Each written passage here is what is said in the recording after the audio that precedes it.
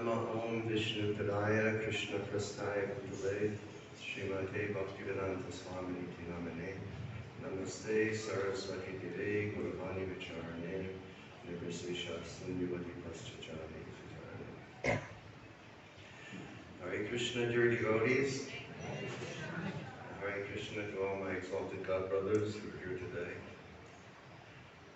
Also, I was not here in 1975.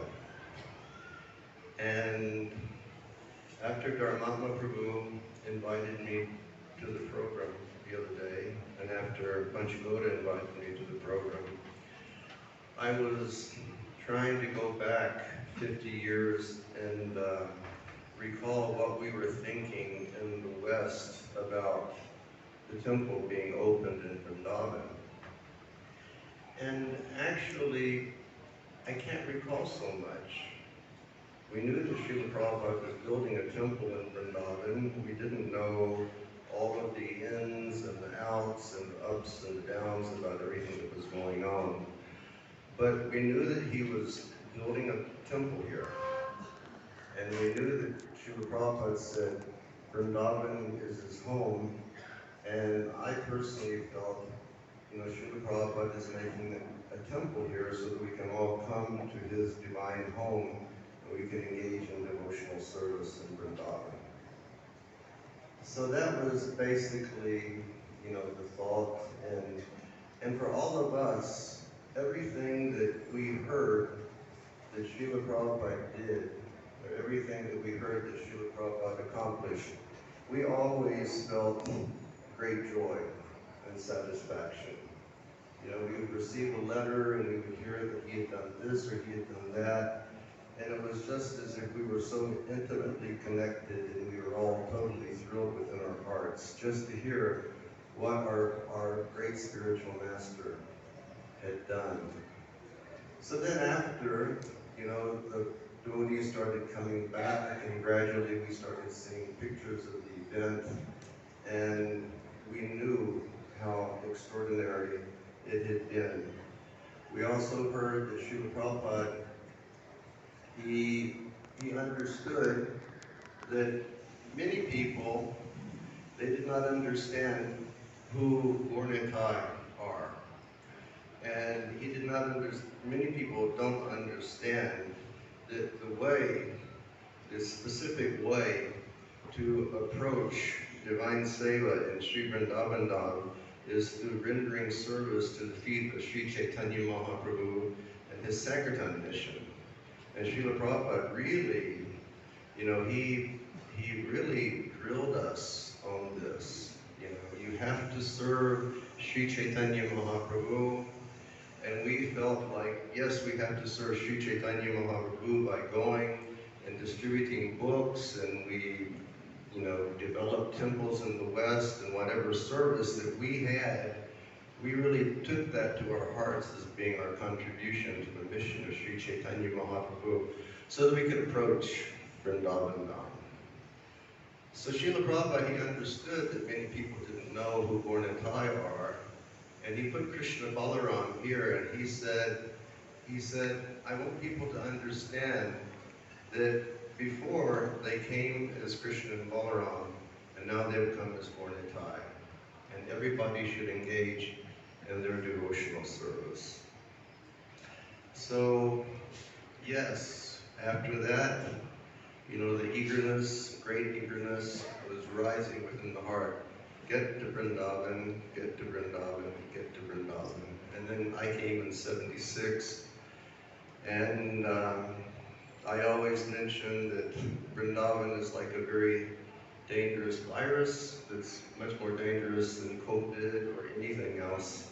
And when it gets into your blood, it doesn't go out. I got the virus in 76, and then I came back to serve in 77, and I can remember Bhima from that time.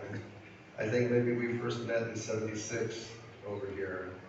And Bhima and I always had such a jovial relationship because we're sort of both from the same geographic area of America. And yeah, and it's been going on. wonderfully throughout the years. I would like to give thanks. I would like to give thanks to, I guess, first and foremost, to His Divine Grace Srila Prabhupada for having this wonderful vision to take the mission of Sri Chaitanya Mahaprabhu and spread it to every town and village throughout the world. And I would like to thank all of those sincere disciples of His Divine Grace Srila Prabhupada who were instrumental in building this beautiful mandir and establishing the worship over here.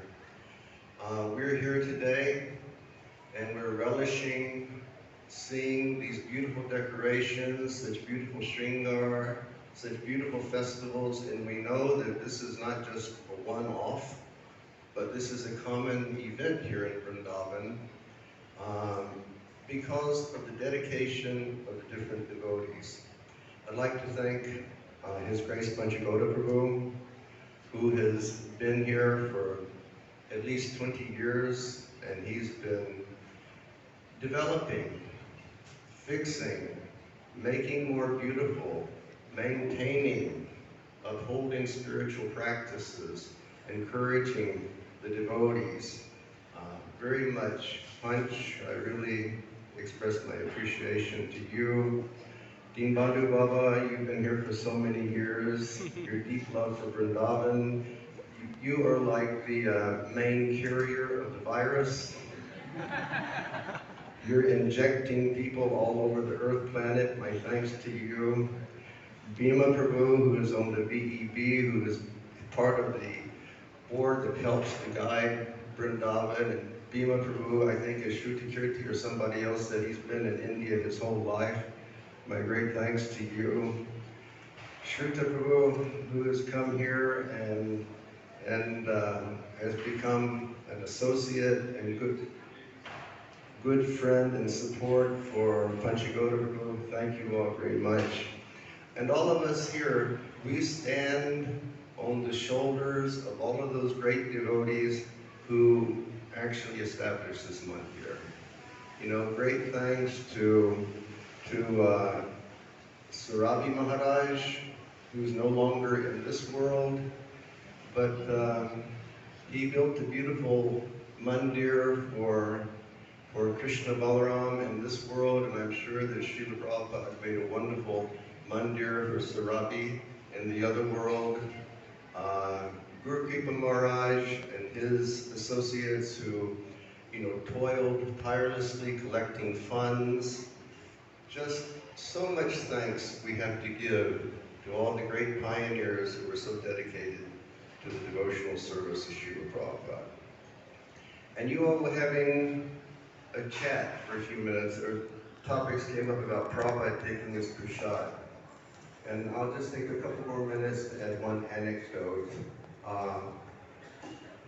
A number of years ago, quite spontaneously, one extraordinarily hot summer morning, I was doing Trikram, and I got to Keshigat about 4 o'clock in the morning, and I started having this big urge, go to Dwarkadish in Mathura, go to Dwarkadish in Mathura. And I had not been to Dwarkadish for ages, such a long time. And so I contacted Vrindavan Bihari and I said, please arrange a taxi, I'll come back, do my puja, then we'll go to Dwarkadish. And it was hot.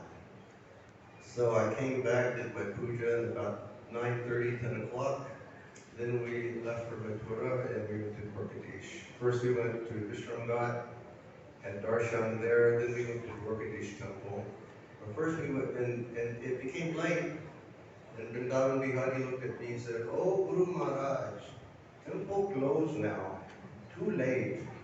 And just when he said that, one man was walking down the street and he said, no, today is Dwarkadish's Rath Yatra in the temple. So the temple is open all afternoon. So it seems that Dwarkadish called me to see his Rath Yatra.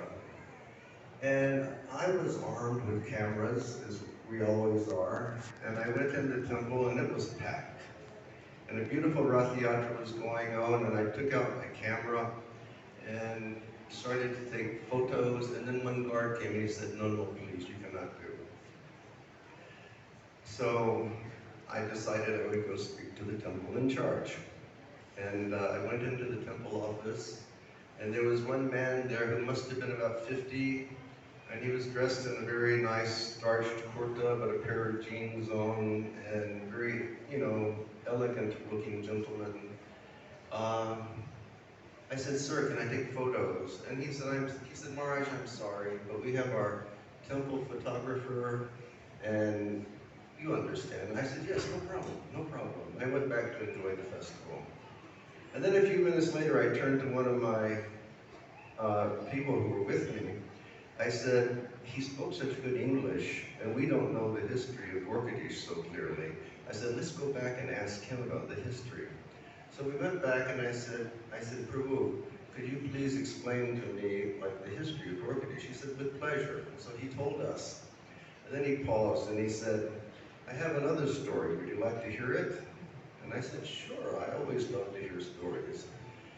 And he said, my father owned the printing press where Prabhupada printed his first Srimad Bhagavatams in Delhi. And he said, prior to the printing, he said, Prabhupada would come to my home every evening, and he would bring his manuscript, and he said, my father's English was much better than Prabhupada's English. So we would go through, and they would make some corrections in the grammar, so forth and so on. He said, every evening, that Prabhupada would come, my mother would cook prasad. And then my mother would request me to go in and serve. And he said, I was just a boy, but I would go in and serve. And he said, and without fail, every evening, Prabhupada would tear a chapati, pick up some sabji, take a bite, and then he would call me, and Prabhupada would put that in my mouth. And he said, and then my father helped to procure paper, because paper was impossible to get at that time. And my father set up all the letters in the press, whatnot, and the Bhagavatam was printed.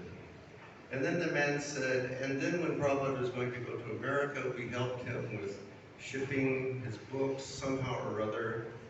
And then he went to America, and we didn't hear anything about it.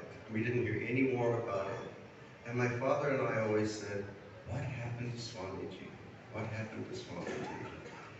And then, in 1975, his father was reading the newspaper, and he saw that A.C. Bhaktivedanta Swami was opening a temple in Vrindavan, and Prabhupada's picture was there. And his mother said, look, he's there. He did what he said he was going to do. Let's go to Vrindavan on that day. So he said they just got on a train, came to Vrindavan. When they got to Vrindavan, everything was finished. He said, I want to meet Prabhupada. So he went to Prabhupada's house, and the door was locked. He was knocking on the door, and he said, please, I want to meet Swamiji. And they told him, they said, I'm sorry, he's taking his meal now. And then the man said, well, just tell him that such and such person has come. So they went inside, whoever it was, and told Prabhupada, such and such man has come. And he said that in 2 minutes, or even less than a minute, Prabhupada was at the door. Prabhupada was embracing them both, father and son. And Prabhupada said, please come take prasad with me. And he said while they were sitting there, Prabhupada said, bring life member cards. And Prabhupada signed the life membership cards himself. And then the man, he said, and he opened his wallet and he said, this is my card signed by Prabhupada. And so then he smiled and he said, did you like that story? And he said, yeah, I really like that story. He said, good, now go take pictures of Dwarkadish. So Srila Prabhupada, he gave us such a blessing, and his disciples, they gave us such a blessing. We should always be thankful, and with that spirit of thanks and gratitude, we should give our lives for continuing to expand the sanctity and mission of Sri Chaitanya Mahaprabhu. Srila Prabhupada ki jai.